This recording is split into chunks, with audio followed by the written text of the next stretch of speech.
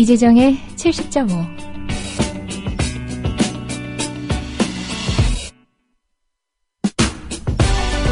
예, 잘 지내셨습니까? 이번 주에도 민변 비상특위 특집이 이어집니다. 광고 듣고 오겠습니다.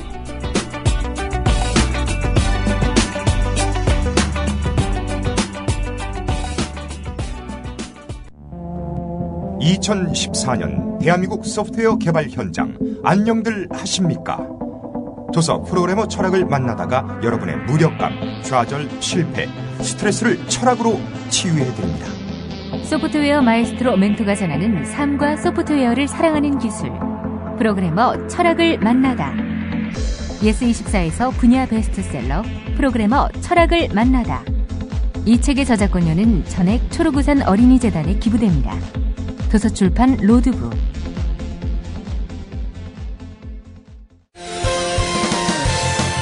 학교폭력 예방 앱 스마트 보디가드. 스마트폰 왕따 문자 등 사이버 학교폭력이 6배 이상 늘었습니다. 학교폭력은 언제나 욕설, 모욕, 협박과 같은 폭력 문자를 동반합니다. 그런 학교폭력 문자만을 감지하여 부모님께 알려드립니다. 미리 알면 예방할 수 있습니다. 구글 플레이에서 학교폭력 예방 전문 어플 스마트 보디가드를 설치하세요. 지금 설치하고 먼저 무료 이용해보세요.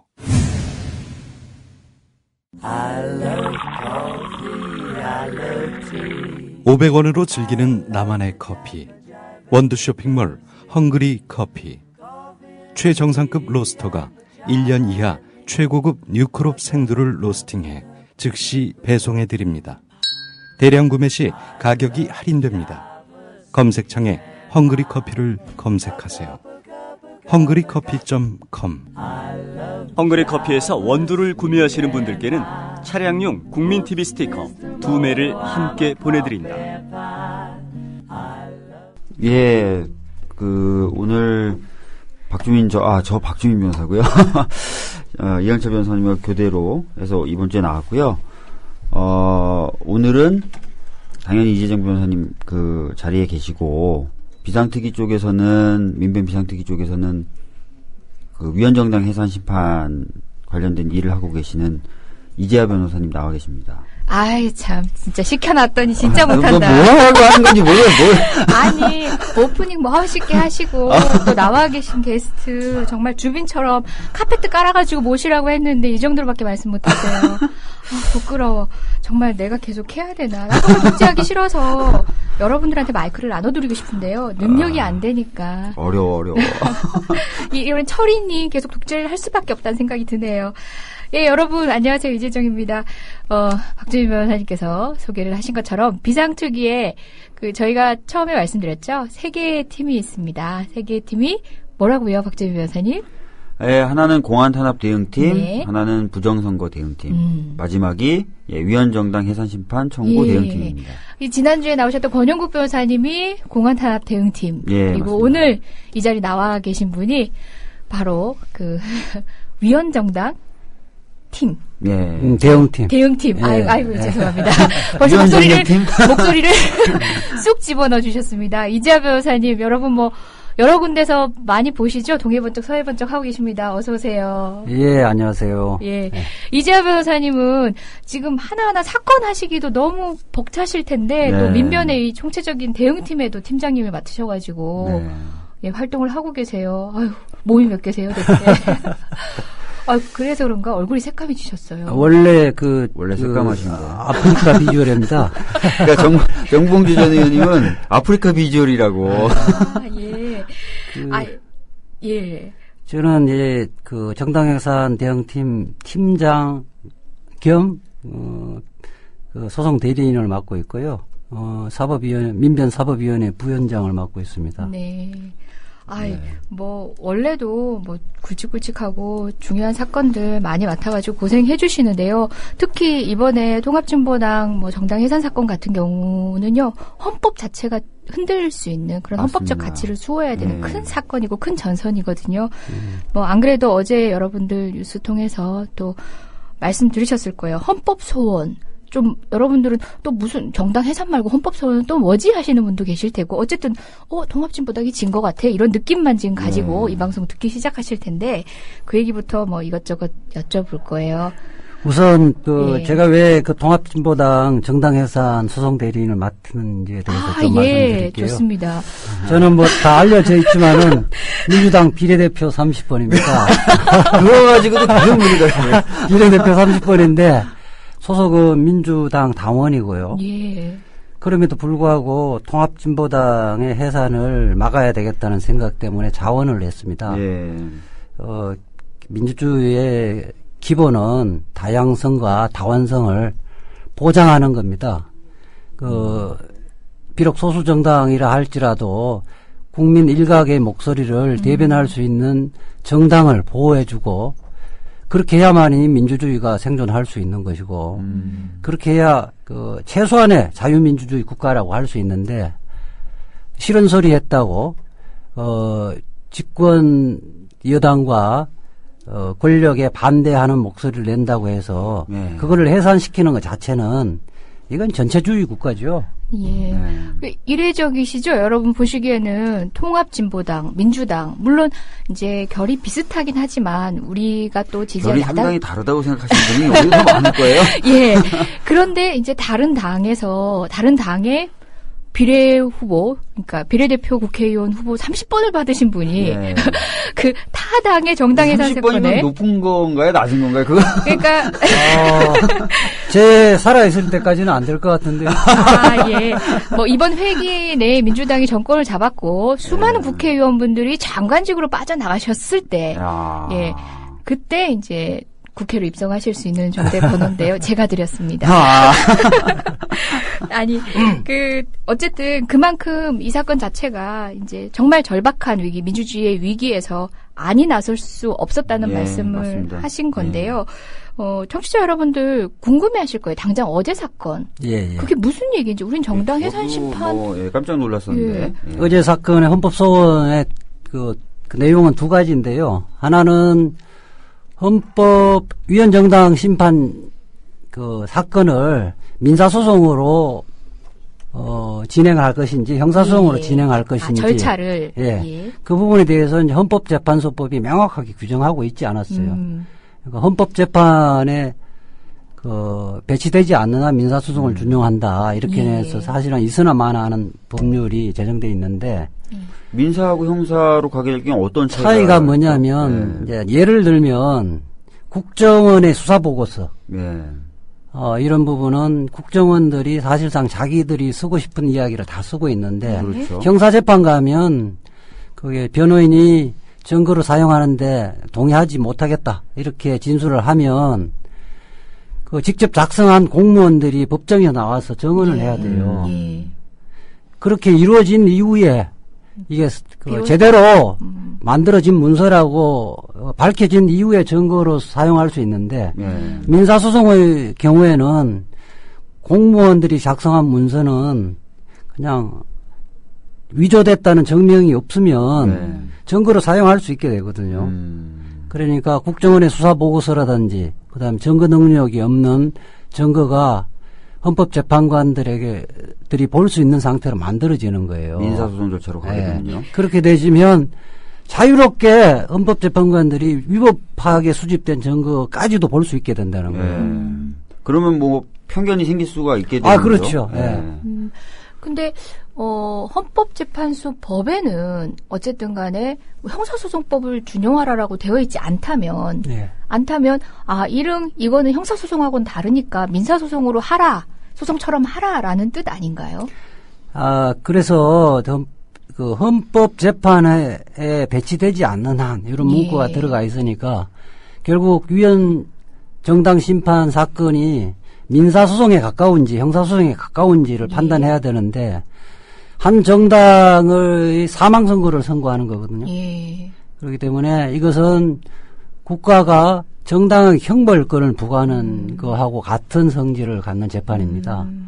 개인으로 따지자면 사형 선고를 하는 것과 같은 거기 때문에 그렇기 때문에 그 성질 자체가 그 형사재판의 성질을 갖고 갖고 있다. 보다 엄격하게 해야 엄격하게 엄격한 증거로 사실을 인정해야 된다는 거예요.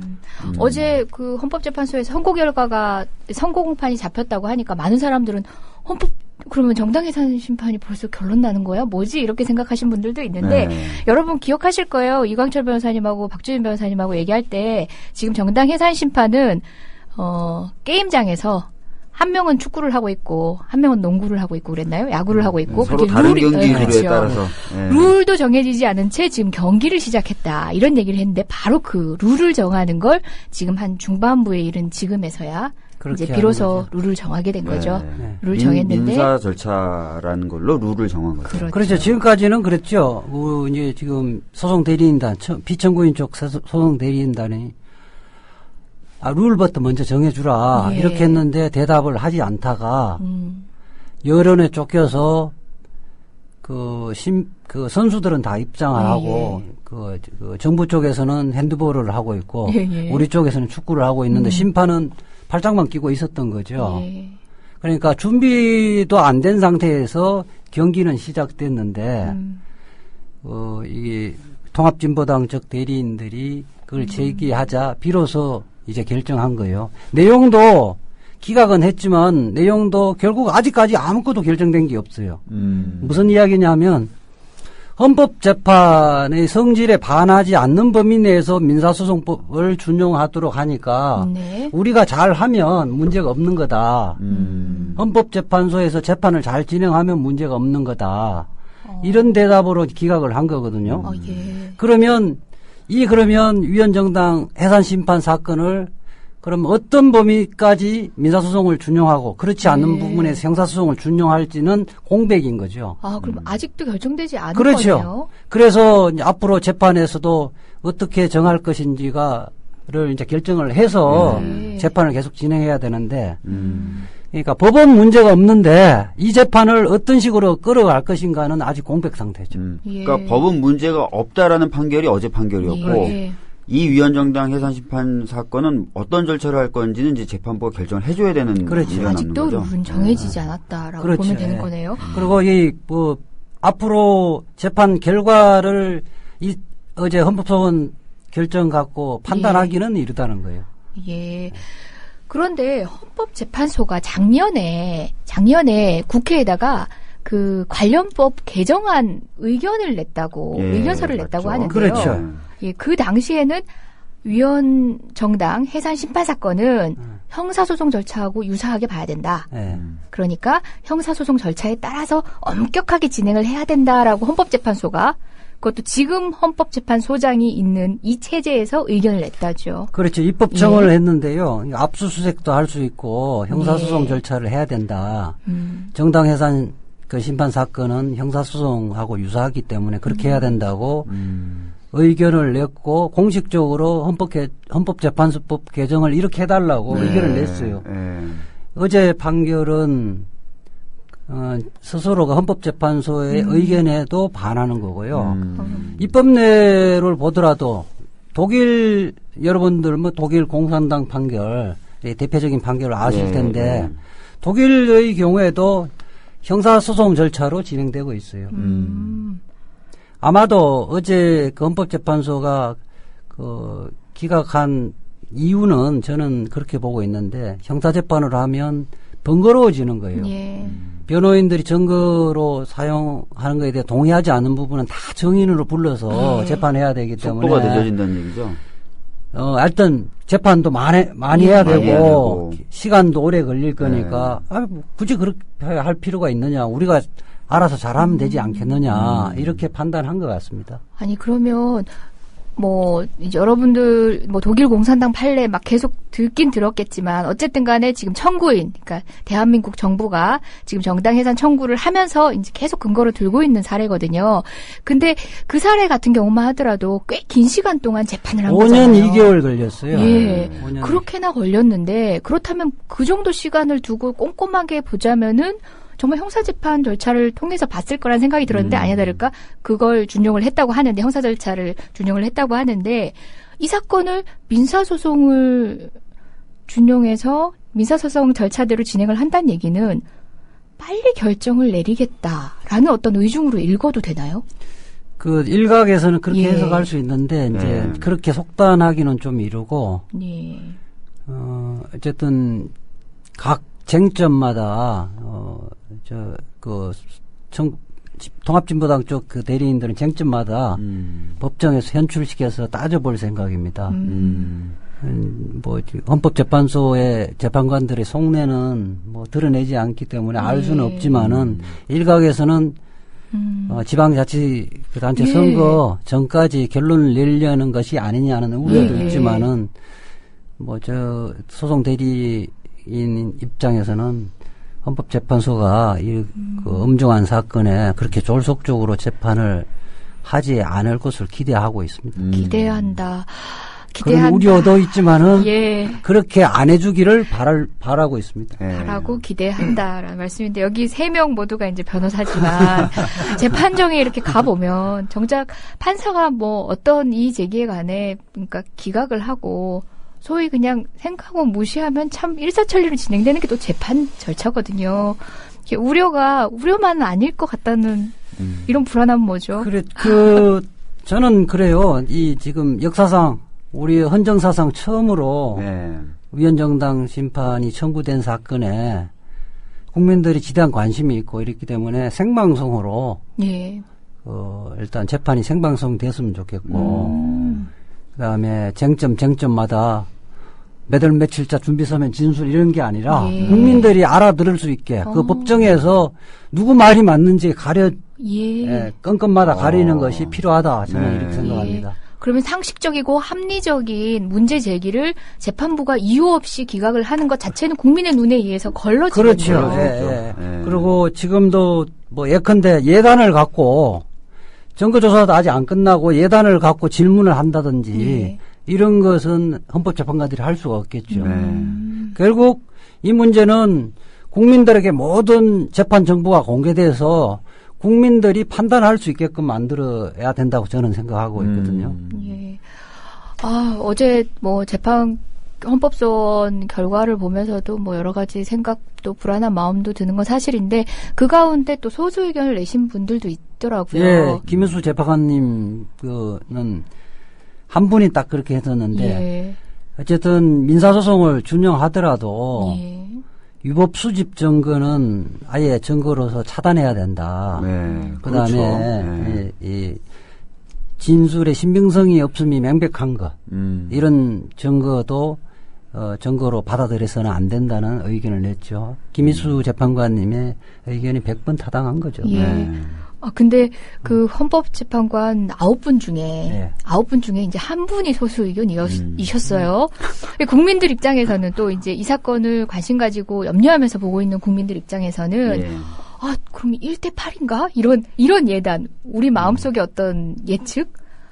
이게 너무 이른감이 있겠지만 그래도 헌법재판소 재판관들이 너무 보수화된 건 사실이거든요. 공안검사 출신들도 있으시고 저는 그렇다고 보거든요. 일단 헌법재판소장이 이제 공안검사 출신인 정면도 있고 지금 대통령이 3명을 임명을 하고 대법원장 3명에 추천하고 국회도 3명을 추천하게 돼 있는데 대통령이 임명하는 사람들은 다 아주 보수적인 분이고 대법관도 대법원장 자체도 보수적이기 때문에 그 부분이 추천하는 사람도 다 보수적이죠.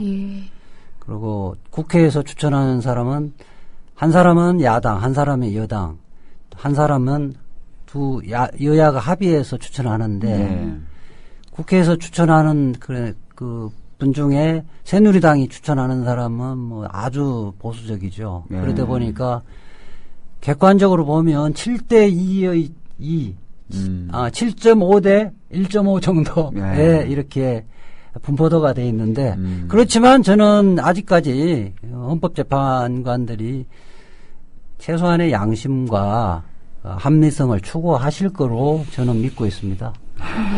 거기에 희망을 걸고 있죠. 그걸 안 믿으면 재판 진행하실 의미가 없겠죠.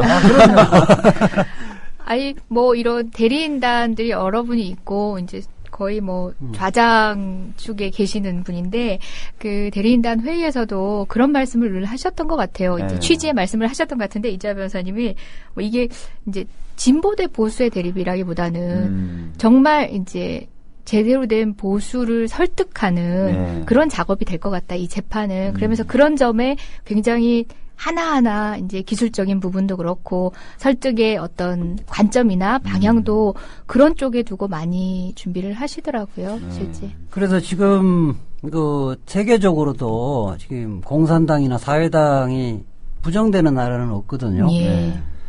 그 어떤 생각을 갖고 뭐 그런 그런 이념을 갖고 활동하는 것 자체는 다 보장하고 있는 것이 자유민주주의 국가입니다. 네. 독일도 해산된 공산당이 사실은 1968년도에 이름만 바꿔서 다시 창당돼서 지금도 계속 되고 있지 않나요? 그렇게 이제 심리를 5년 동안 하다가 심리를 중단을 했고 이제 미국이나 일본 같은 경우는 공산당이 다 있고요. 그다음에 그런 경우는 위원 정당 해산 심판 제도가 없습니다. 없는 게 결국 그 국민들이 다 평가할 거라는 겁니다. 그리고 오히려 자유민주주의 국가가 사회주의나 공산주의 체제보다 우월하다는 것이 다양한 생각과 또 그런 같은 생각을 갖고 있는 사람이 단체를 만들거나 정당을 만드는 것 자체를 보호하는 것이 자유민주주의 국가라고 생각하는 거예요. 그래서 저는 이게 만약에 헌법재판소가 이게 그냥 반공 논리로 그 다음에 현재 지금 국정원이나 정부가 조장해놓은 그 여론을 핑계로 위원 정당을 해산한다면 그 대한민국이란 건 자유민주주의 국가가 아님을 선언하는 것이고요. 그럼 외국에서도 대한민국의 수준 자체를 아주 낮게 볼 겁니다. 그 옛날에 그 박정희 정권 시절에는 통일사회당인가? 이게 외국을 위해서 관제 통일사회당 만들었잖아요. 우리나라도 이게 사상의 자유와 정당의 자유를 보장하고 있다고 하는 걸 보여주기 위해서 만들었거든요. 그게 굉장히 중요한 지표가 되는 겁니다. 근데 이제 만약에 그렇게 되지면 특히 통합진보당이 해산되지면 통합진보당에서 강령이나 주장하는 것이 사실은 1988년도 최초의 진보정당이라 할 수 있는 민중당부터 지금 현재 진보당 여러 진보당이 추구하는 가치를 그대로 주장하고 있는 거거든요. 뭐 민중주권이라든지 이런 거 자주적 민주정부 주한미군 철수 이런 부분은 다 주장하고 있는 거고요. 그 부분은 어쩌면 해방 이후에 진보적인 정당이나 시민사회단체에서 계속적으로 주장하고 있던 건데 이게 만약에 위원정당으로 결정을 해버리면 해방 이후에 모든 진보 세력이나 단체, 정당이 다 위원정당이 되는 셈이기 때문에 오로지 반공주의를 추구하는 정당만이 합법정당이 되는 거예요. 이렇게 되지면 전체주의 국가고 우리 대한민국 헌법은 자유민주주의 반대말은 전체주의예요. 독재국가지요. 그 자유민주주의 반대가 공산주의가 아니에요. 그렇죠. 그러니까 다양한 생각과 사상과 의견을 표현을 할 수 있는 나라냐 그렇지 않느냐에 따라서 달라지는 거예요. 그러면 정당 해산을 하는 이유가 자유민주주의를 수호하기 위해서인데 그 명분으로 이제 정당 해산을 딱 해버리고 나면 이제 자유민주주의는 우리나라에 없게 되는 거네요. 그렇죠. 그 헌법재판관님들 물론 보수적인 분들도 많지만 그런 얘기를 하더라고요. 헌법재판을 가진 정당 해산 제도를 가진 나라에서 지표가 정당 해산을 한 나라와 맞습니다. 하지 않은 나라라는 건 엄청난 레벨의 차이가 있다고. 근데 그렇게 정당 해산을 해버린 나라로 되는 것에 대해서 이 헌법재판관, 보수적인 헌법재판관님들도 경각심을 갖고 있지 않을까. 그렇죠. 소송 대리인들은, 변호사들은 그 주장을 법정에서 계속 줄기차게 주장하고 있는데, 사실은 조금 이제 고무적인 것은, 그 독일이나 유럽에서도 지금 이 변호인들의 이야기를 귀담아 듣고 있습니다. 예. 한국 그래서, 사례를 예. 계속 주목하고 있다는 사실은 거예요. 독일 공산당 판결 이후에 그때 당시에 참여했던 재판관들도 1970년대 이후에 후회를 하고 있어요. 네. 그게 왜냐하면 냉전 시대의 그의 논리로 판단한 예. 것에 대해서 부끄럽게 생각하고 있는 그 당시는 거예요. 냉전 시대였죠. 그렇죠. 또. 예. 예. 2차 대전 직후니까요. 예, 우리가 근거로 삼기에는 참 예. 마땅치 않은 사례. 그래서 이제 그 EU가 생겼잖아요. 예. EU가 생기면서 유럽 연방재판소도 그 목적이나 활동 이런 것이 자유민주주의 기본 질서에 위배된다 하더라도 그것만으로 해산해서는 안 된다. 그 사람들이 테러나 폭력혁명을 추구해서 자유민주적 기본 질서가 굉장히 위태롭게 될 상황에서나 비로소 최후의 수단으로 사용해라. 이런 거죠. 왜 그러냐면 그거를 자유민주적 기본 질서를 너무 앞세워서 목적과 정당이 그런 그 위험성이 있다는 걸 판단해버리면 그 자체가 오히려 자유민주적 기본 질서를 파괴하는 행위이기 때문에 그래서 지금 그건 확립되어 있는 국제적인 추세예요. 그렇기 때문에 없는 나라도 많다는 거죠. 그렇죠. 예. 그리고 법을 통한 민주주의 유럽위원회 속칭 그 베니스 위원회는 이렇게 얘기를 했어요. 정당 강제 해산 제도에 대한 최적의 모델은 집행하지 않는 거래요. 그냥 존재만 시켜두면 되는 거고 가동 안 시키는 것이 오히려 가장 적합한 운영 방식이라는 거예요. 사용을 안 하는 게 오히려 가장 적합한 운영 베니스 방식이에요. 위원회라는 것은 뭐 어떤 위상을 가진 어떤 위원회입니까? 예, 유럽 평의의 산하에 설치되어 있는 위원회고요. 이 위원회에서 여러 가지 어떤 법적 해석이라든지 이런 걸 통해 가지고 유럽의 어떤 민주주의적인 문제라든지 이런 것들에 대한 해석을 내놓고 있는 그런 단위죠. 유럽의 그 회원국으로 우리 나라도 우리나라도? 회원국으로 가입돼 예. 있는데 실질적으로 회원국의 그 실질적인 강제력을 강제성을 갖는 규범이라고 봐야 돼요. 예. 그런 규범에서 어쨌든 간에 그런 규범을 작동케 하는 그 위원회에서 그런 얘기를 했다는 거죠. 저는 그렇게 하여튼 베니스 위원회 그 취지는 예. 그 정당 해산하지 말라는 취지는 아닌 것 같아요. 할 필요가 있는 경우도 있죠. 네. 그것이 폭력혁명을 추구하거나 테러하고 연결된 경우에는 이 대한민국을 수월해야 되죠. 체제를 수월해야 되는데 이게 자칫 잘못하면 그러한 그 명목으로 야당 탄압의 수단으로 되면 안 된다는 거죠. 그렇죠. 그런 명백한 점을 위험을 요건으로 그런 점을 강조하는 취지의 말이었겠네요. 그래 지금 통합진보당이 놔둔다고 해갖고 통합진보당이 폭력혁명을 추구하겠습니까? 네. 그럴 힘도 없고요. 한번 헌법재판을 해볼까요, 이 자리에서? 정말, 그러니까 국민들은 지금 언론에서 이렇게 던져주는 한두 가지 갖고 얘기를 하고 또 이 사건하고 떨어질래야 떨어질 수 없는 게 그 이석기 의원 재판, 내란 음모 재판 그 얘기도 계속 같이 하면서 이석기 의원 재판을 제가 좀 분별하기가 이야기를 힘들어요. 할게요. 예. 사실은 이석기 의원 재판은 그 여론이라는 게 국정원이 확인되지도 않고 오류투성인 그 녹취록을 일방적으로 그 언론에 풀어서 거기에서 형성되어진 거거든요. 이석기 재판 같은 경우는 저는 역사적 최악의 판결이라고 보고 있어요. 예. 그렇게 보는 이유가 제보자라는 사람이 몇 년 동안 150회가량 국정원 직원들하고 만나서 만들어낸 진술 하나와 그때 이석기 의원이 5월 12일 날 작년 5월 12일 날 연설한 내용 갖고 내란 음모를 하기 위한 아로라는 조직을 만들어버린 거 아니에요. 판결문 574페이지 보면 130페이지는 공소장을 말하자면 그냥 베낀 거고요. 나머지 부분은 검찰의 의견서만 그냥 베낀 거지. 그때 재판 과정에서 50회 재판하면서 쟁점이 된 것에서 누구 말이 맞는지 판단을 전혀 안 해놨습니다.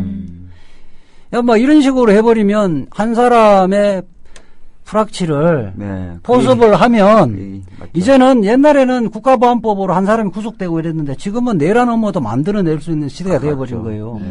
이 박근혜 정권 들어와서 국가보안법이 자가 발전해서 진화한 거예요. 예.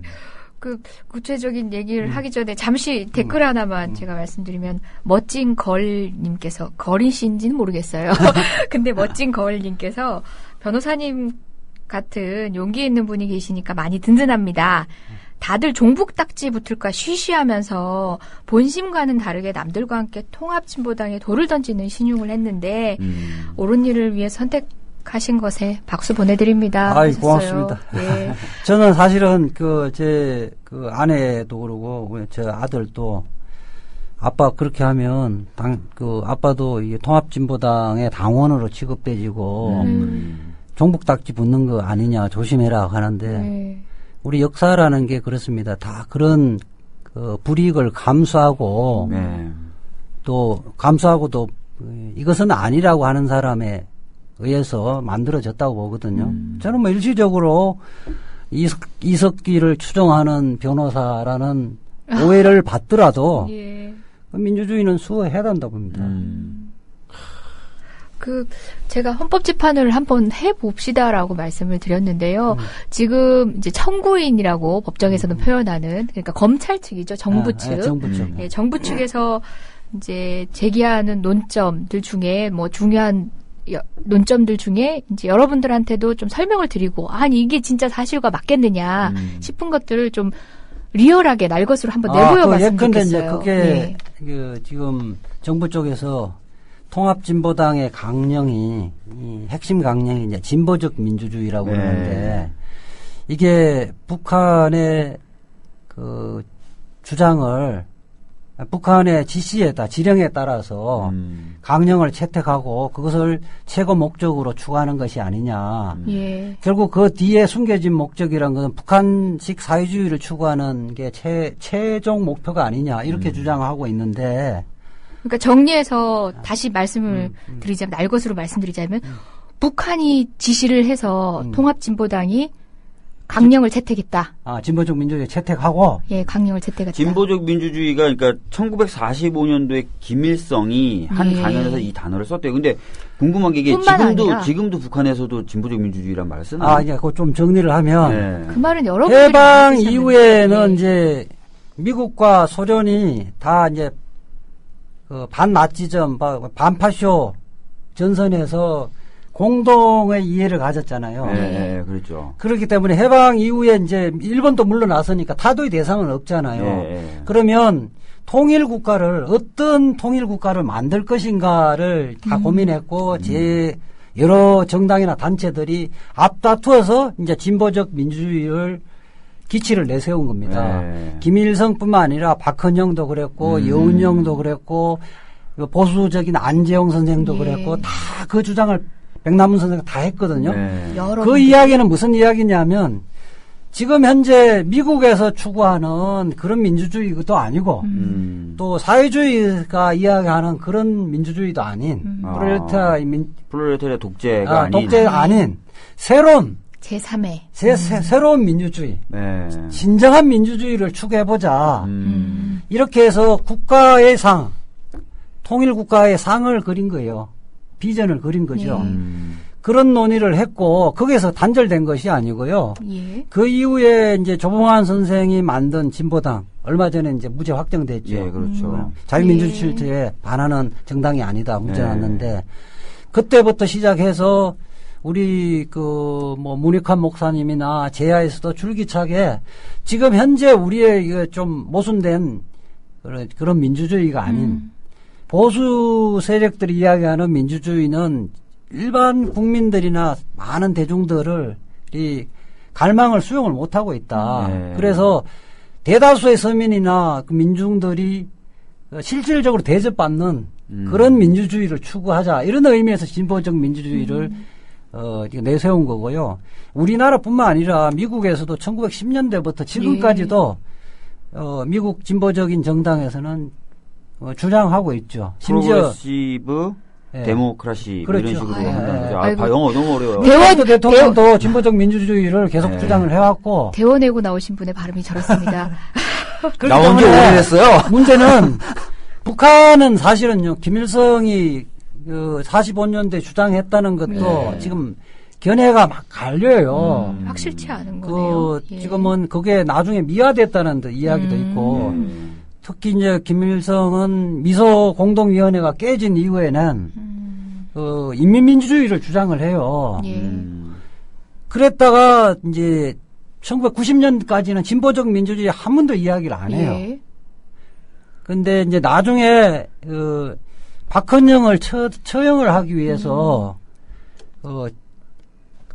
이제 박헌영이 진보적 민주주의가 이제 박헌영을 처형하기 위해서 그 부분을 미화를 시키는 거예요. 진보적 민주주의를 이제 주장을 했다. 박헌영은 인민민주주의 주장했었으니까. 네.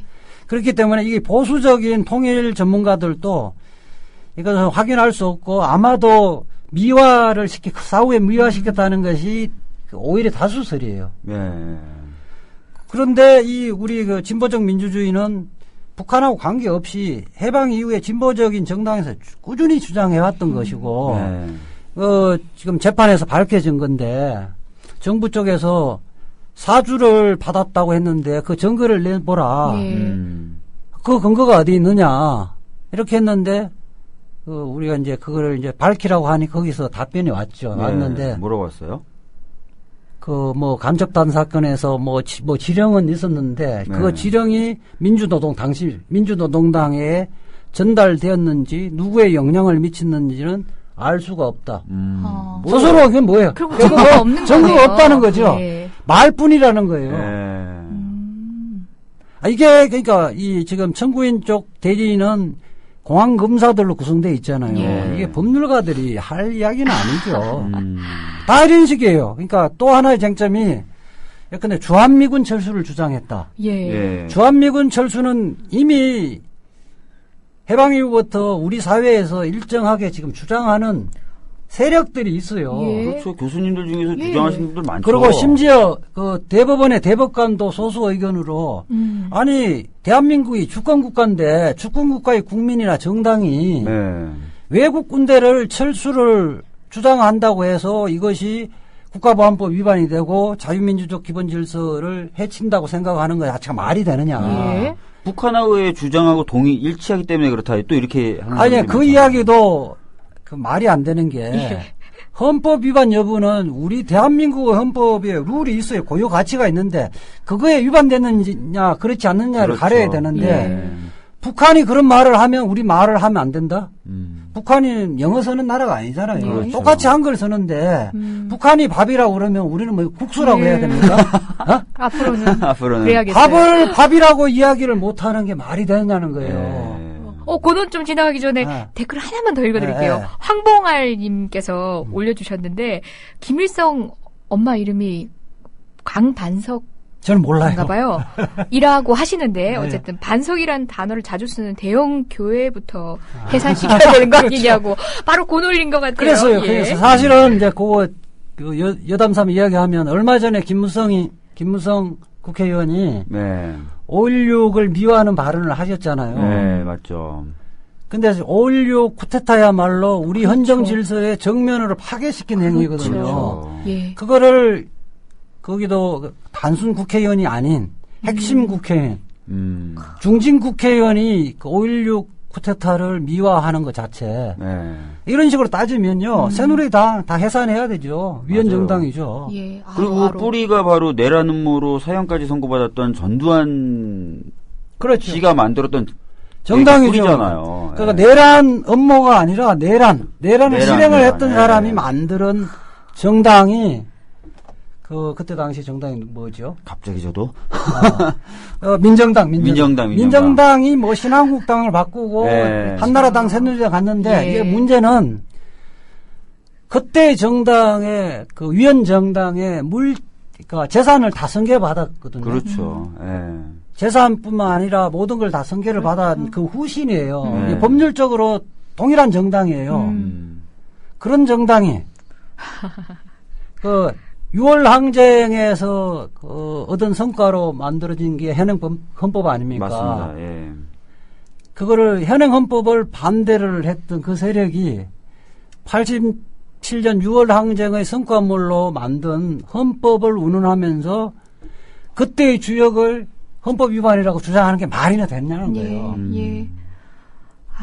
참, 이뿐만 아니고, 평화협정. 네. 평화협정. 지금 우리 정전 상태 아닙니까? 네. 평화협정 체결하자고 하는 주장마저도 그런 식으로 또 매도를 하고 그렇죠. 있다고요. 평화협정을 지금 현재 상태로는 뭐냐면 미국과 북한하고 중국하고 정전협정을 맺은 상태에서 지금 현재 전쟁 중이에요. 그렇죠. 그런데 60년 동안 사실상 휴전이 됐음에도 불구하고 평화협정을 체결 안 하고 정전협정으로 돼 있는 나라는 없어요.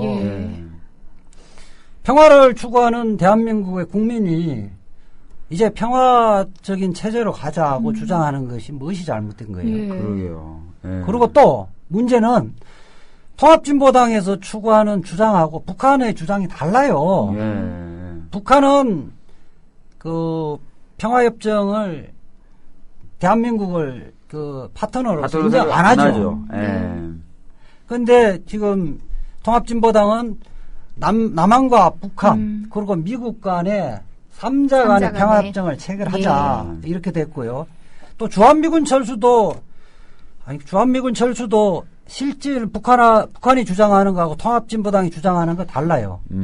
주한미군 철수 최근에는 북한에서는 이야기 안 하는데 80년대까지는 적극적인 주한미군 철수를 주장했었어요. 근데 통합진보당은 무조건 적극적인 주한미군 철수를 주장하는 것이 아니고 그 평화협정이 체결된 이후에 그러면 평화협정 체결되면 이제 주한미군 필요 없잖아요. 그렇죠. 단계적으로 철수하자는 주장인데 이 부분은 사실은 미국도 다 동의하는 겁니다. 미국도 사실은 굳이 있을 필요가 없기 때문에 철수 고려한다 이런 얘기가 여러 번 나왔었잖아요. 그리고 말 나온 김에 이제 뭐 연방제 통일, 통합진보당의 연방제 통일, 그 부분도 쟁점이 되고 있는 거죠. 코리아 연방제를 주장하는 것이 북한의 연방제를 찬양하고 동일한 거다 이야기하는데 우선 동일하지는 않고요. 그러니까 말은 동일하죠. 연방이라는 게 이거 통일하려면요. 이거 다른 나라로 돼 있는 게 통일을 하려면 연합하거나 연방하는 외에는 방법은 없어요. 그러니까 국어 단어가 같다고 해서 똑같은 건 아니고 북한에서 이제 80년대까지는 이른바 고려 연방제라고 이야기하는 그렇죠. 이제 유식한 말로 이제 높은 단계 연방제라고 하죠. 저도 요번에 좀 배웠는데 그거는 그때는 뭐냐면 그 부분은 그 중간에 민족통일기구라는 게 사실상 중앙정부의 성질을 갖고 지방 남과 북의 자치정부는 권한이 별로 없는데 그 이후에 이제 6.15 공동선언 우리 김대중 대통령하고 김정일인가 김일성이죠. 김일성하고 했던 6.15 공동선언에서 남한의 연방제 그 연합제 국가연합제하고 북한의 낮은 단계 연합제하고는 실질적으로 같다. 그렇게 얘기를 그 했죠. 토대에서 그 통일 논의를 하자고 했는데 그 지금 통합진보당에서 연방제는 그런 거 그거예요. 6.15 공동선언에 기초해서 각 자치정부에서 외교, 국방 이런 권한은 다 갖고 코리아 위원회라고 그러니까 실무적으로 이거를 통로가 있어야 될 거 아니에요. 그런 걸 만들자. 기구, 실무기구. 그리고 만들자고 했던 거고 그 다음에 이게 이제 좀 분위기가 성숙돼지면 최종적으로는 하나의 국가로 만드는 게 통일 아니겠어요? 그렇겠죠. 그거는 언제 될지 모르겠지만 성숙돼지면 남북의 국민들이 총투표해서 국가를 정하자. 이거는 사실은 남한에서 지금 쭉 주장해왔던 노태우 대통령 때부터 주장했던 거 동의한 거예요. 북한은 여기 반대해왔죠. 왜 그러냐면 북한은 인구는 적고 그렇게 하면 자기한테 불리하니까 남한 쪽에 자유민주주의 체제로 가기 때문에 반대를 했던 건데 이게 통합진보당은 오히려 지금 남한의 통일정책하고 맞고 북한 통일정책과 배치되는 거예요. 면밀히 비교하면 배치되는 건데 근데 이제 정부는 그 지금 공안검사들로 구성되어 있는 그 정부 쪽 대리인들은 뭐라고 하느냐면 속내를 다 드러낸 거예요. 왜 그 통합진보당은 흡수 통일을 반대하느냐. 맞아요. 흡수 통일을 반대한다는 얘기를. 흡수 통일을 반대하니까 헌법에 반한다는 건데. 법정에서 얘기했어요? 서면에 써 있어요. 서면에서. 정말 유치했어요. 야, 이거 공개해야 되겠구만. 그런데 공식 통일 방안하고도 다르잖아요. 그렇죠. 정부의 공식 통일 방안하고. 그게 이제 결국은 정부, 박근혜 정권의 통일 정책의 숨은 목적이, 숨은 의도가 흡수 통일이에요. 요즘에 그렇게 좀. 흡수 통일이라는 건 뭐예요? 딱 두 가지예요. 북한이 망하기를 확수거대하든가, 망하도록 옆에서 측면 지원하겠다는 거 아니에요. 이거는 우리 헌법 4조의 평화통일 원칙에 반하는 겁니다. 네. 반할 뿐만 아니라, 노태우 대통령 때부터 쭉 일관되는 국가연합제, 예. 즉 한민족 공동체 통일 방안. 네. 이 부분의 기본 원칙에도 반하는 거거든요. 그 통일 원칙과 그다음에 우리가 뭐 7.4 공동성명, 박근혜 대통령의 아버지인 박정희 대통령도 예. 7.4 공동성명에서 그 자주 통일을 주장했잖아요. 네. 그 부분은 기본적으로 북한을 통일의 대등한 당사자로 인정하고 북한 체제를 인정하는 속에서 노력하자는 거거든요. 미군들이나 이런 눈치 보지 말고 우리들끼리 잘해보자는 겁니다. 이거에도 반하는 거죠. 그럼 말씀 듣고 보니까 이제 위원 정당이 아니라 위원 정부 아닌가요? 그 얘기가 바로 그겁니다. 네? 그죠? 지난번에 그렇게 생각하신 것 같아요. 지난번에 제 모교인 고려대학교 장영수 교수님이 나와서 네. 그러면 장영수 교수는 대한민국의 한민족 공동체 또 부정하시는 거 아니냐고 제가 질문을 그러니까 하니까 정부의 통일 방안마저도 그럼 부정하고 있는 거 부정하는 아니냐. 거 아니냐 하니까 정부도 그 부분에 대해서 그렇게 하는 것 자체도 정부도 지금 위헌적인 소지가 있다. 네. 그렇게까지 하게 되는. 그러니까 네, 말도 안 되는. 왜 그러냐면 그 진술까지 이야기가 나왔어요. 통합진보당이 그 추구하는 정당의 최종 그 연방제 통일 국가의 성격을 해놓지 않았기 때문에 그 자유민주주의 체제로 통일한다는 성격을 규정하지 않았기 때문에 위헌이라고 이야기를 했던 거예요. 그래서 우리는 투표로 한다. 그러면 라고 되어 있는 것 자체가. 그렇게 하면 연방제 우리 국가 연합제 그러니까 우리 대한민국 통일 방안도 결국 투표로 해서 정하도록 되어 있는 건데 그것도 위헌이냐 하니까 자기도 위헌이라고 생각한다고 한 거예요. 정부의 공식 통일 방안이 위헌이면. 아유, 머리 아파. 그럼 지금, 이렇게, 그 청구인, 정부 측에서는 지금 정부의 공식 통일 방안과 거의 똑같은 통일 방안을 가지고 있는 통합진보당이 위헌이고, 네. 정부도 위헌이면, 지금 그 정부는 누구를 대리한 정부인가요? 그러니까, 지금 박근혜 정부나 이쪽, 극우 세력들은 통일을 하지만 통일은 안 하고 망할 때 우리가 접수하겠다 생각밖에 안 하고 있는 거예요. 네. 아니 흡수 통일에 반대하면 위헌이다. 그러면은 바로 그 시기였던 것 같아요. 민주당도 지금 현 김한길 대표가 우리는 흡수 통일에 반대한다. 맞죠. 그렇죠. 예, 네. 그렇게 공식적으로 선언을 했거든요. 그러면 그리고 민주당도 새누리당의 위헌적인가? 예. 새누리당 강령 보면요. 북한을 파트너로 인정하고 있어요. 새누리당도 그렇고 민주당도 다 위헌 정당이에요. 바꿔야겠어요. 다 위헌 정당이군요. 우리나라는 제대로 된 정당이 없었어요, 사실은. 정당이 없고 박근혜 대통령과 일부만 정당한 거예요. 그래갖고 그 사람 새로 만들어야 돼요. 이런 나라에 우리가 살고 있는 거예요. 그분들이야말로 숨은 목적을 가지고 계신 분들이네요. 공식적으로는 그렇죠. 정당을 다 없애고 영구집권을 꿈꾸고 있나? 그러니까 이게 지금 우리가 이제 계속 그 재판을 하다 보니까 이제 정부 쪽의 논리는 다 없어졌고요. 딱 한 거예요. 아이고 미워. 우리가 싫으니까 해산시켜야 돼. 이거밖에 없는 거예요. 예, 비례대표 30번 만세랍니다. 댓글에서. 좀 높은 번호를 좀 주시지 그러셨어요. 국회의원 안 되게 너무 잘. 아니, 그때. 이렇게 자유롭게 활동할 수 있는 것도 국회의원이 안 된 득택입니다. 예, 제가 공천심사 내용을 공개하는 건 계약에 위반되긴 하지만 그 당시에 연락이 안 되셔가지고. 30번을. 아니, 본론으로 들어갑시다. 아니 근데 저기 이것도 궁금해요.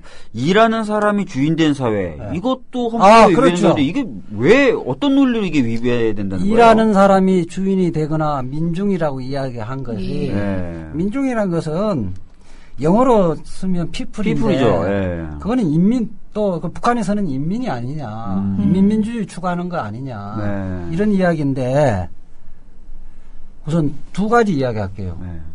대한민국의 정당이 사실은 다 국민을 위한 정당이라 하는데 실질적으로 보면요 새누리당 같은 경우는 재벌이나 네. 중산층 이상의 지지하잖아요. 그리고 그런 그 정책들만 정책을 내놓고. 펴고 있으니까 네. 그러면 실질적으로 그 새누리당도 일부 계층만 대변하죠. 예. 민주당도 서민과 중산층의 정당이라고 이야기하잖아요. 그렇죠. 예. 그렇게 되지. 근데 반면 이제 그 통합진보당 같은 경우는 노동자, 농민, 도시빈민 등 양심적인 지식인들을 위한 정당이다 예. 이렇게 이야기하는데 이게 특정 계층이나 계급을 그 이익을 대변하는 것하고 해갖고 국민 주권을 부정하는 건 다른 거거든요. 예. 국민 주권을 부정하는 것은 우리가 집권하면 재벌들 표 안 줘. 투표권 없어. 이렇게 하는 주권 건데 그런 거 없어 해야 아무데도 되는. 없거든요. 예. 그렇죠. 그렇죠. 그런 당이 어디 일단 있어요? 일부분하고 착각하고 있는 거고요. 그런 논리로 하면 새누리당도 위헌 정당이죠. 착각하는 게 아니라 왜곡하는 거죠. 그렇죠. 왜곡이죠. 예. 또 하나는 민중, 그러니까 아까 이야기했던 그 뭐지? 민중이 주인 되는 세상. 일하는 사람이 주인 되는 주인 세상. 그 이야기는요, 이승만 대통령도 민중주권 이야기하고 다 이야기했어요. 역대 대통령, 전두환 대통령도 이야기를 했었어요. 다 이야기를 했던 거고, 그러면 이제 이게 비중이 있는 거예요. 그러니까, 그 통합진보당이나 진보정 세력들이 이야기하는 민중이란 것은 실질적으로 우리가 모든 것이 평등하고, 모든 국민들이 똑같은 권리를 갖고 있다고 하는데 우리가 피부로 느끼는 건 그렇지 그렇죠. 않잖아요. 그 돈 가지 있는 사람이나 로비도 할 수 있고 실질적으로 정책이 그 사람 위주로 정책이 짜지는데 실질적으로 민중의 이익을 대변을 할 수 있는 제도적 장치도 마련하고 그런 속에서 그러니까 대의제라는 것이 국회의원들이 국민들 뽑아줬지만은 국민들이 이익을 대변 못하잖아요. 네. 그런 사람들 잘 못하면 국민들도 소환도 하고 네. 직접 민주주의 요소를 가미시켜서 예산이나 정책 반영에 국민들의 의사가 반영될 수 있던 통로도 만들고 소수 정당도 지금 같은 경우는 뭐 소수 정당 실질적으로 한 10%를 받더라 하더라도 국회의원을 소선구제에 낙선되지면 그것이 아무런 의미가 없게 되잖아요. 이런 거에 비례해서 국회의원들도 당선될 수 있는 독일식 정당 명문제 이런 것들을 도입하자. 이렇게 해서 피부적으로 실질적으로 주권자라는 것을 인식할 수 있는 나라를 만들겠다는 거거든요. 이것이야말로 헌법에 가장 충실한 거죠. 실질적 국민 주권을 실현하는 거죠. 용어 갖고 장난치면 안 되죠. 그러니까 이런 얘기를 진지하게 반론해야 된다는 자체가 코미디인 거죠. 그렇죠. 예, 그렇다면 녹색당은 그럼 환경 정책 이외에 다른 정책은 국가 정책을 안 하겠다는 당도 아니고. 그렇죠. 예, 근데 이제 기독교당 같은 경우는 기독교인들을 아무래도 대변을 하려고 그러는데 그렇다고 불교 신자들 투표권 안 주겠다고 하지는 않잖아요. 그렇죠. 그렇게 봐야 되는 건데 대한민국이 어쩌다가 이렇게 반이성적이고 흑백 논리에 빠져 있는지 저는 참 안타까울 뿐입니다. 일하는 사람이 주인 되는 나라 그 하나의 화두에 이렇게 긴 설명이 필요할지 누가 상상이나 했겠어요. 예전에도 일하는 사람이 대접받는 사회 뭐 이런 얘기는 너무 많았잖아요. 그리고 사실은 인민이라는 말이 사실은 우리 반공 이데올로기 속에서 빼앗긴 개념이에요. 좀 낯선 피플 데모크라시라고 그러잖아요. 발음 좀 안 좋죠. 저보다 훨씬 좋으십니다. 그거를 원래 쓸 때는 원래 인민을 사용했어요. 그게 이제 남북이 갈라지기 전까지는 이제 초창기 재헌헌법을 작성을 한 사람 유진호 박사 아시죠? 네. 그 부분이 개인적으로 모르고요. 그분이 원래가 우리가 2조 있잖아요. 뭐 대한민국은 민주공화국이다. 국민에게 있다. 이런 부분은 국민이란 말은 안 맞다. 인민이라고 해야 된다.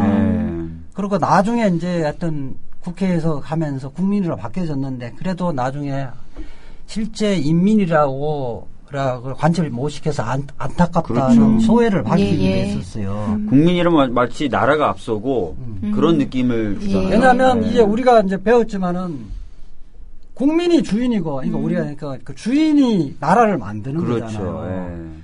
그 국민의 기본권이란 것은 나라 이전에 만들기 이전에 이미 있는 거예요. 네. 그래서 국가라는 것은 그걸 보호해줘야 된다는 게 그렇죠. 이제 건데 국민은 그 원래가 파시즘적인 용어예요. 네. 독일이나 일본 같은 경우에서 뭐 우리가 국민학교 이런 거 썼듯이 예.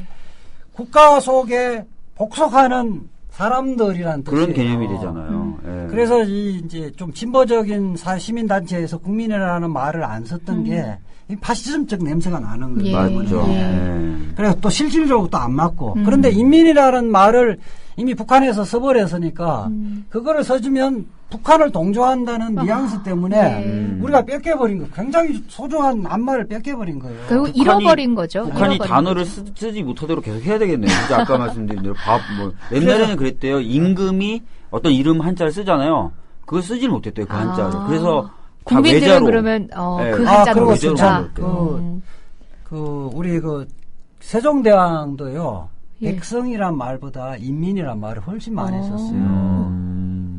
예. 그리고 중국에서도 뭐 자시전 이런 것들이 있는데 좀 유시간제 하면 예. 거기에도 다 인민이란 말들을 쓰고 인민이라는 것은 그래서 국가 이전에 항상 있는 것이고 가장 소중하고 주인이라는 생각을 갖고 있었던 건데 이게 안타깝게도 남북 분단된 이후로 이 말을 뺏겨버린 거예요. 예. 그래서 그게 왜 자꾸 인민이라는 용어 때문에 그래서 민중을 쓰고 있는데 민중이라는 용어도 또 지금 공격하고 있는 거 아니에요. 그렇죠. 예. 아니, 북한하고 우리하고 둘 중에 하나를 뭐 한쪽은 한글 쓰고 한쪽은 뭐 영어로 쓰든지 그렇게 해야 되겠습니다. 그러게요. 네. 뭐 인민, 민중, 뭐 어떻게 보면은 이것도 어떻게 메카시 열풍 가운데에서 어떤 느낌으로 격리되는 느낌이 그렇죠. 들어요. 저는 이 사건의 본질을 영화 왜곡시키는. 변호인 보면 변호인 송강호가 그러잖아요. 조지 포먼하고 알리하고 근대했을 그렇죠. 때 내가 알리를 응원했다. 근데 만약에 그때 김일성이 알리를 알리를. 응원했으면 자기는 국가보안법 위반인 거냐 이렇게 얘기를 했었죠. 그래서 예. 저는 이제 조봉암 선생의 글을 읽다가 조봉암 선생이 이제 진보당 만들면서 예. 그때 평화통일론 주장하다가 간첩으로 몰려서 사형됐잖아요. 그래서 최근에 2011년도에 무죄 판결 예. 났었는데 네. 그 기록을 보다가 그때 1심 법정에서 이런 말을 하셨더라고요. 북한이 밥을 밥이라고 한다고 해서 우리가 예. 밥을 주장하면 북한을 옹호하고 간첩으로 취급되는 나라가 이 민주국가냐. 네. 바로 오늘에 대한 얘기네요. 그 이야기를 우리가 1950년대인데 그 이야기를 60년 지나서 또 우리가 이야기를 해야 된다는 게 너무 서글픈 현실 아닙니까? 그래서 아까 메카시즘 이야기를 했는데 저는 이제는 이게 미국의 메카시즘보다 더 심한 것 같아요. 그래서 저는 이제 바카시즘이라고 부르겠습니다. 바카시즘요? 네. 아니 이런 댓글에 이런 글도 올라와 있네요.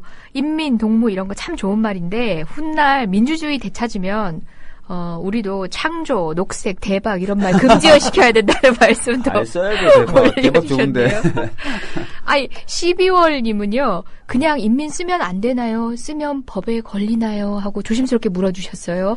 그래서 이제 그거하고 이겁니다. 동일한 거죠. 제가 방송이나 이렇게 나와서 이석기 재판은 문제가 있고 이석기 재판은 부적절했지만은 국가보안법이나 내란 업무가 아니라고 이야기를 예. 하면 사실은 저도 한번 망설이거든요. 예. 이게 이제 십자가 밝히고 그 양심의 자유를 침해하는 건데 네. 우리 사회가 왜 나는 이석기 의원을 하고 생각이 다르지만을 전제로 해서 이야기를 해야 됩니까? 그 말을 늘 전제처럼 해야 그 얘기를 이거는 할 수 우리가 있는. 그 이야기는 자유민주주의 국가가 아니라는 겁니다. 네. 공포가 지배하는 사회라는 네. 거죠. 네. 그런데 이제 물론 이걸 피해가서는 될 문제는 아니고요. 저는 그렇게 작심했어요. 아니 너희들은 그렇게 생각해라. 훗날에는 밝혀질 거다. 이렇게 해서 정면으로 공안 정국이라든지 메카시즘의 열풍에 대해서 우리가 저항하지 않으면 우리의 자유는 점점 좁아질 것이다. 지금 이 말씀을 최근에 제가 장경욱 변호사님, 그 서울시 공무원 간첩 예. 조작 사건 그 변호사님하고 같이 토크쇼를 했었는데, 장경욱 변호사님도 똑같은 얘기를 하는 거예요. 네. 날 아무리 공격해라. 그래도 나는 이게 맞다고 생각하기 때문에 간다. 그리고 이런 용기가 있어야만 이 광풍이 멈춘다. 이렇게 얘기하시더라고요. 그러니까 우리 노무현 대통령께서 말씀한 깨시민이 저는 바로 그런 거라고 보거든요. 깨어있는 시민의 정신이라는 것이 아닌 것을 아니라고 주장하면서 실질적으로 아닌 것을 밝히려는 의지를 가진 시민들이 네. 많아졌을 때 이런 유치한 그 정부를 무너뜨리고 아니고 이런 아닌 네. 새로운 그야말로 진보적 민주주의 사회가 올 것 같아요. 네. 추종하시는 거 아닌가요? 왜 가슴이 덜컥하죠? 진보적 민주주의 이러면 왜? 진보적이란 말은 굉장히 좋은 말인데요. 그러게요. 아니 그래서 제가 말씀드렸잖아요. 그 국정원 정신교육 교재인 반대세의 비밀 보면 네. 진보 세력이 스스로 진보라고 부르지 못하도록 만들어라. 그게 핵심 태제예요. 지금 진보라는 말을 쓰지 예. 못하게 만들어라 이거예요. 오염을 시켜서. 예. 그래서 지금 종북 이런 식으로 계속 예. 하는 걸 수도 있는 거죠. 예. 그러면 아주 성공을 조금씩 해가고 있는 것 같아요. 그렇죠. 제가 말을 저희가 점점 뺏기고 예. 있잖아요. 진보적 단어들을. 민주주의라는 말은 그냥 저도 헌법재판소 법정에서 그 사건을 다룰 때만 해야 되는 말이라고 어느 순간 생각하고 있으니까요. 그런 거 보면 절반은 저는 성공이네요. 그게 지금 국가보안법이 이렇게 우리가 진보적인 생각이나 사고를 하는 사람 그리고 활동을 하는 사람들을 가로막는 법이잖아요. 그렇죠. 그런데 극우적인 사람들의 활동이나 발언을 못하게 하는 법은 우리나라는 없죠. 독일 같은 경우는 있는 걸로 알고 네. 있어요. 그러니까 나치를 추종하는 경우. 그거는 이제 역사적인 경험 때문에 그렇겠죠. 그런데 예. 우리도 사실은 역사적인 경험이 있어서 이 극우 세력들이 뭐 별의별 짓 다 해도 처벌하거나 잡아가는 사람이 없잖아요. 네. 이것이야말로 우리 자유민주주의 체제를 좀먹게 하고 있는데 저는 민주질서수호법이라고 해서 만들어서 함부로 어버이연합이라는 미명하에 함부로 네. 깽판치고 극단적인 발언을 하고 위험한 행동을 하는 사람을 처벌하는 법도 필요한 것 같아요. 우리 또 표현의 자유 전문 변호사 박준 아니요. 변호사는 또 우려의 눈빛이기도 한데요. 예. 아니, 저는 신중해야 되겠죠. 뭐 신중은 이재 해야겠죠. 변호사님도 신중. 그 신중론을 하게 전제로 접근하시겠지. 하시고 그러니까 극단적인 예. 그러니까 저는 그래요. 극우든 극자든 간에 우리 사회가 포용할 수 있는 건 모든 걸 포용하는 건 아니잖아요. 아까처럼 테러라든지 그럼요. 혁명을 예. 추구하는 사람들은 포용하면 안 되거든요. 마찬가지로 극우 쪽에서도 테러나 이렇게 그렇죠.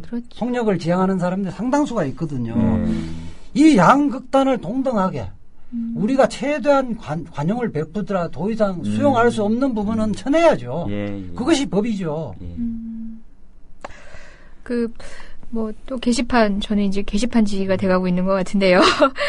내가조아님께서는 오늘 이제 좋은 말씀들을 언론에서는 많이 못 봤다. 네. 언론에서 좀 많이 다뤄져서 국민들도 알아야 되는데, 네. 라고 하세요. 실제 보면은 정당 해산 사건 관련해서는 언론에서 크게 쟁점들을 다루는 기사를 못 본 것 같아요. 지금 방금 말씀 주셨던 내용들이 국민이 알아듣기 쉽게 이렇게 전달된 적이 없는 것 같거든요. 그렇죠. 이제 정당 해산 같은 경우는 제가 라디오나 팟캐스트에서 발언하는 것 외에는 제가 직접 발언하는 것 외에 예. 언론을 통해서 하면 취재를 보도가 안 통해서. 되죠. 예. 보도가 안 되고 이게 정부 측 주장이 아무리 엉터리여도 정부 측 주장이 한 80% 되고 그 부분에 대해서 반론을 잠깐만 이야기하지 우리의 주장이 이렇다는 것을 보도해 주는 데는 없는 거죠. 네. 그래서 우리 국민 TV가 오늘 굉장히 중요한 오늘 역할을 하시는 것 같아요. 팟캐스트를 네. 많은 분들이 들을 수 있도록 네. 해야 되겠네요. 아유, 왜 웃으시나. 마땅한 얘기를.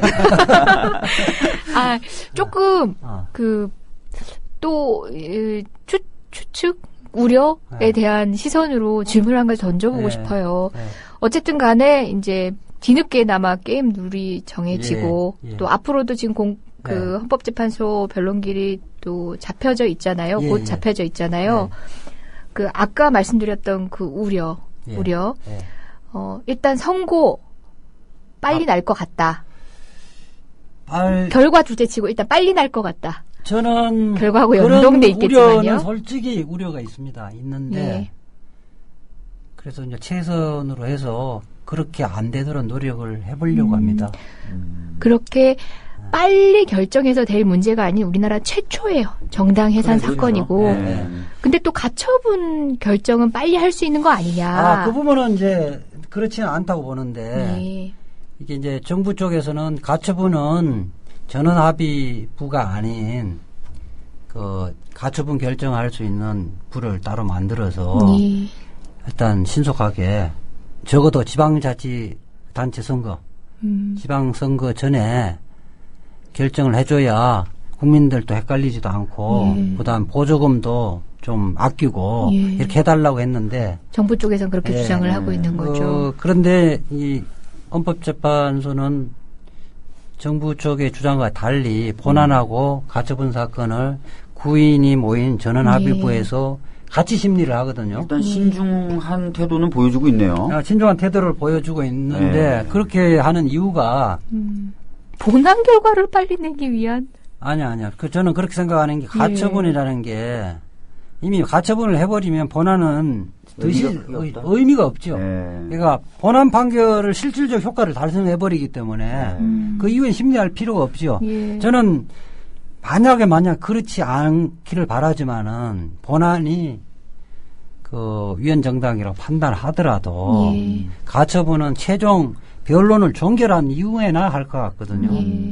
그다음에 여기서 잠깐 가처분이 뭘 했는지를 잠깐 설명을 해주셔야 돼요. 어렵죠. 뭘 그러니까 청구했는지를. 그게 뭐냐면 그 위헌정당 판결로 해산 판결하기 전에 통합진보당이 당원 받는 거라든지 일상적인 활동, 그 다음에 그 교복원 받는 거, 정부의 보조금 받는 거, 선거에 후보 내는 거, 홍보 활동하는 거, 이런 일체를 다 정지시켜 달라는 거예요. 그러니까 위헌정당으로 판단되기 전에라도 먼저 그거 정지를 시켜달라. 그러니까 말하자면 마취를 판결할 때까지 마취 주사제를 놔서 판결할 때까지 숨 쉬지 못하도록 해달라는 거거든요. 근데 그 논리가 왜 그래야 되는데요? 딱 물어본 논리가 돈이 아깝다는 거예요.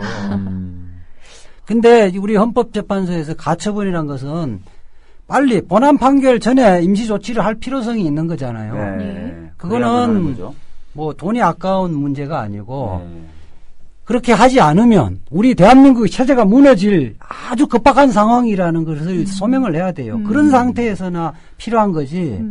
보조금 받는다고 해갖고 이거 해결될 문제가 민사소송도 아니고 그렇죠. 헌법재판인데 정당 해산 심판이니까 그에 상응한 정도의 가처분의 필요성이 있어야 되는 거죠. 마치 이거 지금 해산하지 않으면 폭력혁명이 일어나서 대한민국의 한 지방이 평온이 깨진다든지 국가가 마비된다든지 뭐 이래야 되는데 그렇게 됩니까? 돈이 아까워서.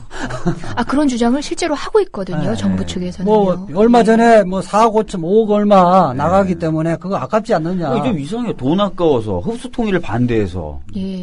좀 이 사람들 어떤 사람이죠, 도대체? 법조인들이 연구는 하고 계시는 것 같은데 법에 좀 문외 아니시더라고요. 그러니까 내가 보니까 경험적으로 보면 공안검사를 오래 하다 보면요.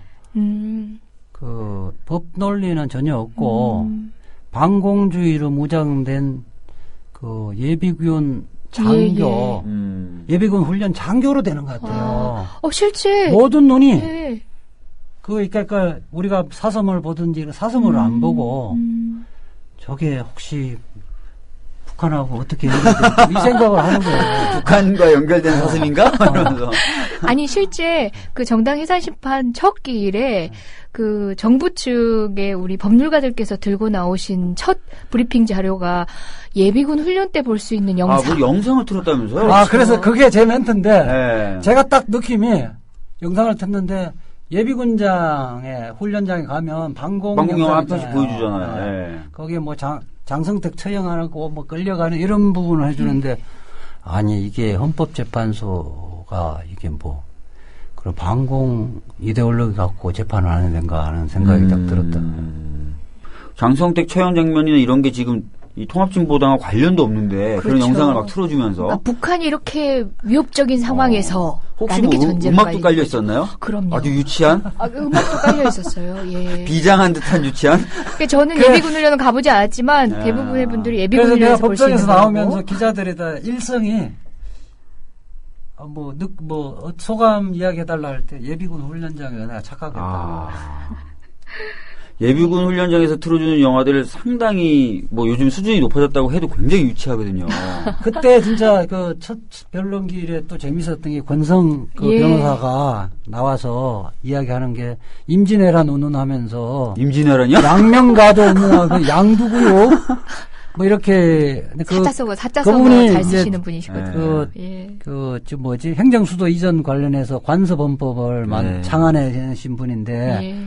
그 잠깐 이야기하면 그 전날 언론중재위원장 예. 그만두고 맞아요. 전날 예. 그 수리도 되기 전에 그렇죠. 수리됐는지 확인도 되기 전에 소송 대리인 선임계를 내고 와서 한다는 이야기가 양두구역 임진왜란의 정면가도 이야기를 했거든요. 준비하실 틈이 없었겠죠. 뭐. 근데 이 양반이 나는 왜 나왔는가 좀 궁금을 했는데 네. 그거는 법률 논리가 아니잖아요. 예. 그렇죠. 그런 이야기는 시정잡배들이 할 수 있는 건데 그렇다면 왜 나왔을까요? 제가 듣기로는 그 질문 좀 해줘봤어요. 실제 제가 얘기하면 안 되고 야 뭘까요? 왜 나오셨을까요? 그래서 그 사람은 기록도 안 본 사람 아니야 어쨌든. 그 전날 몇 시간 만에 그 노인네가 기록 볼 수 있겠어요? 뭐 보셨을 수도 있겠죠. 그러면 봤다면 본 흔적은 느껴지지 않았어요. 예. 봤다면 이거는 공직자윤리법에 반하는 거예요. 언론중재위원장 하면서 그 한쪽에 편을 들고 몰래 공부를 했다는 거 아니에요. 사표를 던지시고 그때부터 보기 시작하신 3시간 동안 거예요. 다 몇만 보실 수 페이지가 있잖아요. 되는데 몇만 페이지가 되는데 능력이 탁월하신 분이 그렇게는 할 수 없는데 그러면 그게 뭐냐면 우리는 핵심은 시각을 저는 그렇게 유지해야 보거든. 되기 핵심은 네. 근데 딱 갔다 와서 궁금했는데 기록을 보니까 예. 이분이 헌법재판관을 했고 예. 그 전에 현재 헌법재판관들하고 어떤 인연이 있는가 보니까 고통부장할 때 지금 현재 재판관 중에 배석으로 같이 근무를 했던 사람들이 여러 명 있더라고요. 그래서 그래서 정부가 정관 예우 차원에서 변호인을 선임하거나 정부가 정관예우를 척결을 해야지. 근절에 앞장서야 될 정부가. 정관예우를 적극적으로 쓴다고요? 그러니까 이게 말이 되냐고. 아니 우리 이런 변이 있나 해서 그 얘기를 잠깐 언급하면서 제가 정말 훌륭하신 법조 선배님인데 그날은 진짜 참 흉하더라. 보기 부끄럽더라. 흉하더라. 그런 얘기를 했었어요. 근데 전 궁금하다 그랬어요. 그분의 선임료는 대체 얼마가 주어졌을까? 그분은 정말 자유민주주의를 수호하기 위해서 무보수로 왔을까? 근데 이제 그게 그러니까 얼마나 급했으면 정부가 언론중재위원장은 고도의 중립성을 정치적 중립성을 가져야 되는데 그 전날 사표를 내고 그러니까 두 가지예요. 한 사람은 권력 쪽에서는 급했다. 그래서 급했다. 정관을 통해서 정관예우를 받는 사람을 통해서 변론할 필요가 있었다. 이 측면이고요. 그 다음에 권성 변호사 입장에서 보면 언젠가는 불러줄 것이라고 대기를 하고 있는 상태였다. 그러면 언론중재위원장이 그동안 한 거는 뭐예요? 과연 중립성을 갖고 언론중재위원회가 다 언론 재판을 했겠냐는 거예요. 예. 근데 이제 그런 측면에서 통합진보당의 대리 변호인단은 정관이 한 명도 없죠. 예. 정관이 하나도 없죠. 영입을 해야 할까요? 우리는 법과 원칙에 따라서 변론에 충실하고 있습니다. 근데 이번 정부 보면요, 인사가 이번에 청와대 대변인으로 가신 분도 KBS에 있던 현역 아나운서가 그냥 가버리고 그렇죠. 좀 인사가 좀 원칙이 없고 그 전에 이제 언론기관의 사람 최소한 6개월은 그렇죠. 텀을 좀 두잖아요. 두고 언론도 자연인의 상태에서 자연인의 상태로 신분이 전환됐다고 다른 사람들이 인식할 때 비로소 가는데 그건 저기는 그 대변인은 당일날 아침까지 회의도 했다는 거 아니에요? 그러니까요. KBS에서. 그럼 KBS가 정부를 제대로 견제했겠냐고 이 모습을 봐봐요. 어제까지 그 사람이 했던 보도는. 보도는 뭐냐 이거예요. 그러니까 그것은 그 KBS가 청와대의 직속인 것이라는 것을 반증할 수 있는 하나의 그렇죠. 근거가 될 수 있는 거죠. 아니, 저희 게시판 초반에는 그 박주빈 변호사님, 뭐 학벌까지 들먹이면서 박주빈 변호사님 글로 도배를 하다가 중반부 이후부터는 이제 이주아 변호사님에 대한 아, 그래요? 예, 칭찬. 난 이럴 줄 알았어. 예, 이주아 변호사님 고정으로 나오시면 안 되나요? 70.5에서 중심을 잡아주시 너무 좋아요. 전국구에서 고정인 줄 알았는데 이렇게 말씀을 하시는데 그러면은 전국구 고정에서는 어떻게 되나요? 아니, 그러니까 원래가 제가 이제 말을 버벅거린다고 해갖고 싫어하는 사람도 있는데. 아니, 여기서 말씀 제일 잘하시네요. 아, 그래요? 우리 박주민 변호사님보다 나은 것 같은데 그러면 박주민 변호사님 빼고 고정으로 들어오시는 걸로? 아니 왜 이강철 변호사님도 계신데 왜 시간 꼭 저를 되시면 불러주시면 언제든지 청취자 여러분들에게 달려가겠습니다. 예. 그리고 뭐 호들갑님께서 고맙습니다. 많은 걸 알고 느끼고 갑니다. 벌써 가시나요? 아, 시간 좀 남았어요? 시간이 좀 남았어요. 그리고 또 용민 오빠 사랑해님께서 이지화 변호사님 키가 어떻게 되세요? 174.5입니다. 몸무게는 62kg. 아, 즉답을 또 하시네요. 되게 커 보이시는데. 말라서 그래요. 되게 크시던데라고 말씀을 아, 주셨어요. 말라서 그렇습니다. 예, 그렇게 이지화 변호사님에 대한 관심 글을 많이들 올려주셨어요. 그 얘기를 이렇게 뭐 하다 보니까 또 가지를 치고 막 얘기를 했는데 좀 냉엄하게 한번 점쳐봐요. 우리 한 번은 이제 대리인단 내부에서도 또 어떤 예측을 하시고 계시는지 리얼하게 듣고 싶거든요.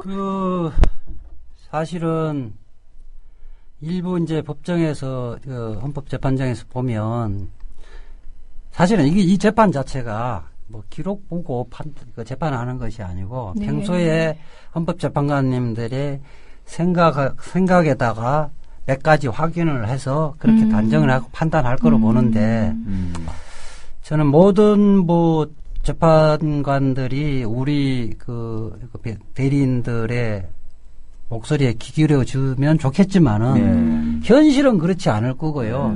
그 중에 스스로가 합리주의라고 생각하시는 분들 그래도 몇 분은 계신 것 같아요. 그 사람들의 우리의 진정성을 어필하면 적어도 최악은 방지하지 할 거로 저는 판단하고 있어요. 그러니까 이게 위헌정당으로 결정하려면 9명의 재판관님 중에 6명이 위헌정당이기 때문에 해산해야 한다고 판단을 해야 되는 거거든요. 그러니까 최악 면하려면 4명만 이거는 내 생각과는 다르지만은 이걸까지 해산시키면 우리나라 꼴이 뭐가 되느냐 이런 판단에 이쪽에 판단을 하시면 위헌정당 정당 해산은 면할 거로 봅니다. 그런데 이석기 의원에 대해서 지금 내라는 유죄가 나왔단 말이에요. 이게 굉장히 저는 그 부분은 영향을 전혀 안 미친다고 보는 게 헌법재판관님 구성을 보면요. 사실상 고등법원 부장판사, 법원장을 다 해주셨던 분이거든요. 1심 재판이라는 것은 재판장이 한 12년 정도의 판사 경력이 있지만은 배석 판사들은 초임 판사잖아요. 그렇죠. 1년에서 한 3년 경력이 있는 사람, 그것도 보면 고등법원이나 대법원들이 남아있고 그것은 언제든지 뒤집힐 가능성이 있는 상태에서 그거를 곧이곧대로 들으면 헌법재판관들의 최신에도 안 맞는 거죠. 최신에도 안 맞을 뿐만 아니라 쭉 읽어보면요. 인내를 갖고 화도 치밀어서 인내를 갖고 읽어봤는데 소설로 모순되는 게 너무 많아요. 예컨대 하나만 딱 이야기 들으면 제보자가 말단 세포 조직의 한 구성원에 불과한 건데 그렇죠. 제보자의 말을 다 듣고 아로의 실체를 그림을 그려버렸잖아요. 이게 말이 되는 거잖아요. 지하 조직이 아닌 거네요. 그리고 단선 복귀 조직이라고 이야기하는데 단선 복귀 조직의 말단 세포가 다 알아버리면 어떻게 됩니까? 그러니까요. 너무 시시한데?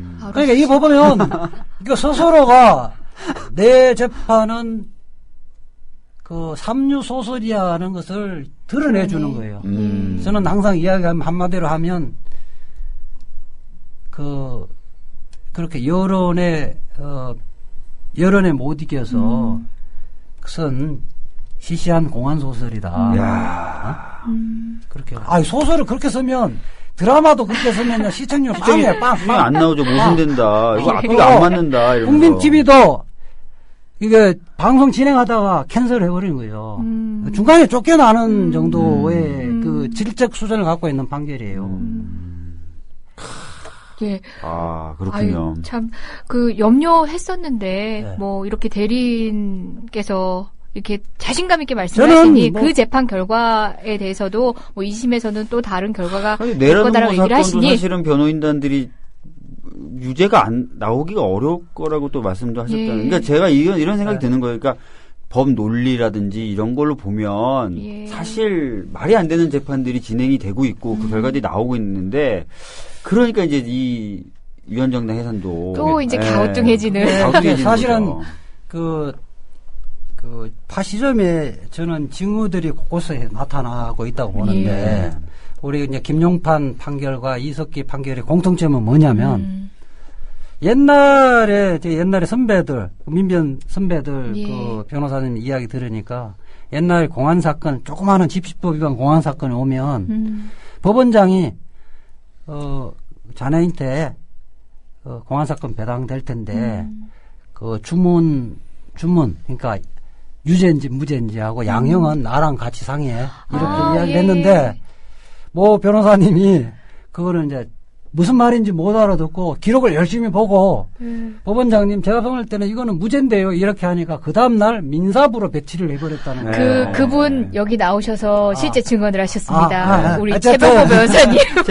그뿐만 아니라 옛날에는 또 이제 뭐 80년대 그 전두환 정권 때는 판사들인데 쪽지가 왔다 그러죠. 그렇게 예. 하고 또 그렇게 했는데 최근에는 그렇다는 겁니다. 이제 직접 뭐 외부에서 권력기관에서 권력기관에서 뭐 직접 전화하거나 컨택은 하지는 않고 내부의 통로로서 알아들을 수 있게 뉘앙스로 알아들을 수 있게 이렇게 뉘앙스로 알아들을 수 있게 뭐 법원장이나 수석부장들이 통해서 이게 얼마나 중요한가 알지 자네도 알지 뭐 이 정도로 이야기하면 알아듣는다는 거예요. 그러니까 이게 이명박 정부 때까지도 이런 징후는 크게 많지 않았다는 건데 참 걱정입니다. 그러니까 이 보수 정권이 길게 갈 거라고 사람들이 이제 생각을 한 거죠. 그러니까 길게 갈 것 같으니까 좀 더 많이 그쪽으로 기울어지는 거고 신경을 더 많이 쓰는 거고. 자, 그러면 그것마저도 이렇게 눈치 보고 이렇게 해버리면 우리나라 국민의 권리는 뭐 소가지켜줍니까? 소가지켜줘요? 우리 이재하 변호사님과 박주민 변호사님께서 지켜주실 겁니다. 이렇게 말씀 듣다 보니까 고개 이렇게 끄덕이면서 말씀 듣다 보니까 이제 시간이 서서히 마무리할 시간이 다 돼가고 있는데요. 그 민변에서 그냥 정당 해산 대리인 팀만 따로 있는 게 아니라 민변에서 비상투기 차원에서 이렇게 팀을 꾸려서 대응을 하고자 했을 때는 뭐 여러 가지 우려도 뭐 있었을 거라고 봐요. 이제 만약의 경우에까지도 이제 고민도 같이 하고 계신 것 같아요. 앞으로도 이 대리인 활동뿐만 아니라 또 비상투기에서도 계속 같이 의논하면서 정체적인 대응을 하실 거죠? 그렇죠. 그리고 국제적인 연대도 지금 저희들이 모색하고 있고요. 국제 심포지엄도 계획하고 있고 독일에서 실제 독일 공산당 판결을 했던 사람과 거기 관여했던 연구관, 재판관 사람들 인터뷰도 할 거고 필요하면 의견서도 받아올 거고 그리고 어쨌든 국제 엠네스티나 이런 걸 통해서 이 부당함도 좀 알릴 거고요. 그 다음에 양식 있는 교수들과 함께 해서 이것은 헌법재판소에 다른 사람들도 다른 단체들도 의견서를 내도록 이런 분위기도 성숙시켜 나갈 생각입니다. 이 법을 공부하시는 분들은 뭐 국내외적으로 진짜 관심 있게 지켜보실 거예요. 그러니까 헌법학적인 쟁점도 굉장히 많이 내포하고 있고 이것이 만약에 우리가 바라지 않는 방향으로 결론이 내어진다면 이 여파는 실로 엄청날 것 같아요. 상상 이상일 것 같아요. 엄청나죠. 그리고 지금 한마디로 하면 민중당 때부터 이제 결국 위헌정당이라 되는 셈인데 이재호 의원하고 김문수 경기도지사 민중당의 핵심 간부였죠. 예. 그 사람들도 이제 배지 반환하고 그래야 일관성이 있어요. 그 사람이라고 숨은 목적이 없겠어요? 여기에 숨겨진 목적이 있다면 그 사람도 숨겨진 목적이 다 있는 거예요. 참고로 좀 말씀드리면 독일 공산당 같은 경우 이제 해산이 되고 나서요. 25만 명이 경찰 수사를 받았대요. 그러니까 독일 공산당이 위헌이니까 그거하고 색깔이 비슷하거나 어떤 방향성이 비슷한 주장을 했었던 단체들을 다 조사를 했다는 거죠. 그리고 실제로 200여 개의 민주적 단체들이 법적으로 활동이 금지됐답니다. 그러니까 단순히 그 정당만 해산되는 게 아니라 그 정당하고 비슷하거나 유사한 주장을 했다거나 활동했던 많은 단체들이 이제 사실상 활동을 못하게 될 가능성도 있죠. 그걸 보면 이 통합진보당 정당 해산 사건이 뭐 비단 이 당만의 문제가 아니고 많은 연대 그리고 국민적 관심이 필요하다는 그렇죠. 지점이 바로 거기에 있겠네요. 그 10만 명의 당원들도 다 그 결국 불이익을 받게 되거든요. 직장에서 쫓겨날 수도 있고, 그렇죠. 그다음에 민중당 출신의 뭐 많은 사람들이 아끼고 사랑하는 노회찬, 심상정, 유시민 이런 사람들도 위헌 딱지가 붙게 돼 있는 거예요. 그렇죠. 또 비슷한 주장을 했던 수많은 시민 단체들, 대화 단체들 그리고 다른 진보 정당들도 그렇죠. 무사할 수 거기에 없는 통합진보당에서 주장했던 그런 주제, 그런 그 이야기를 이제 아무도 할 수가 없는 암흑의 시대가 도래하는 거예요.